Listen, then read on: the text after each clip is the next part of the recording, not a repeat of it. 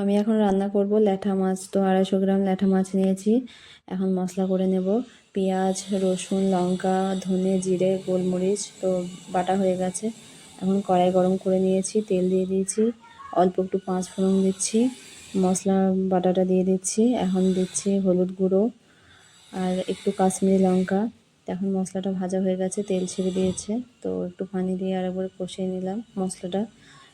তো তেল ছাড়ার পর আবার মাছটা দিয়ে একটু কষিয়ে নিচ্ছি। তো কষা হয়ে গেছে, এবার পানি দিয়ে দেব। তো পানি দিয়ে রান্না হতে দেব 5 মিনিট। ওপরে ধনেপাতা ছড়িয়ে দিচ্ছি। তো রান্না হয়ে গেছে, এখন ঢেলে নেব।